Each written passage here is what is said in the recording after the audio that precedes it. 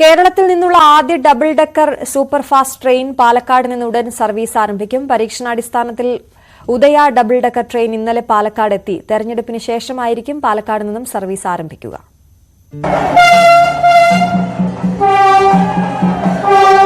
ഉദയ double decker superfast train നിലവിൽ കോയമ്പത്തൂർ ബംഗളൂരു റൂട്ടിലാണ് ഓടുന്നത്.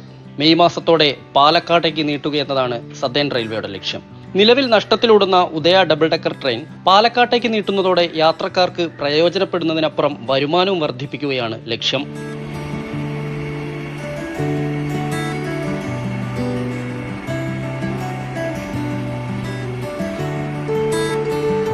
പാലക്കാട് പൊള്ളാച്ചി കോയമ്പത്തൂർ റൂട്ടിൽ ട്രാക്കും പ്ലാറ്റ്ഫോമും ഡബിൾ ഡെക്കറിന് യോജ്യമാണോ എന്ന് പരിശോധിക്കുന്നതിന്റെ ഭാഗമായിരുന്നു പരീക്ഷണയോട്ടം.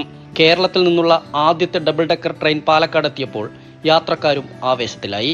സേലം ഡിവിഷന് കീഴിൽ 2 വർഷം മുമ്പ് ആരംഭിച്ച ഉദയ സൂപ്പർഫാസ്റ്റ് ട്രെയിൻ പുലർച്ചെ 5:45 കോയമ്പത്തൂരിൽ നിന്ന് പുറപ്പെട്ട് ഉച്ചയ്ക്ക് 12:40 ബംഗളൂരുവിൽ എത്തുകയാണ് പതിവ്.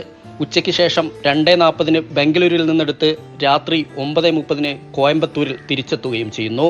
പൊതുവെ ട്രെയിൻ സർവീസ് കുറഞ്ഞ പാലക്കാട് കോയമ്പത്തൂർ റൂട്ടിൽ ഉദയ എത്തുന്നതോടെ യാത്രക്കാർക്ക് ഇത് ഗുണകരമാകും. പാലക്കാട് നിന്ന് ഏതാണ്ട് കുറേ ആളുകൾ ഈ IT മേഖലയിൽ നിന്ന് ബാംഗ്ലൂരിലേക്ക് ബസ്സും ബസ് ഉൾപ്പെടെ KSRTC ബസ് ഉൾപ്പെടെ എയർ ബസ് ഉൾപ്പെടെ ഉള്ള ഇതിനെ ആശ്രയിക്കുന്നുണ്ട്.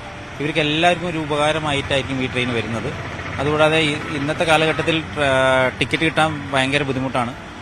ആയതുകൊണ്ട് ഇങ്ങനെയൊരു ട്രെയിൻ പാലക്കാട്ട് നിന്ന് തുടങ്ങുന്നത് തന്നെ നമുക്ക് പാലക്കാടുകാർക്ക് ഭയങ്കര മെച്ചമുള്ളതാണ്. കോയമ്പത്തൂർ ബംഗളൂരു വന്ദേ ഭാരത് വന്നതോടെയാണ് ഉദയ ഡബിൾ ഡെക്കർ നഷ്ടത്തിലായത്.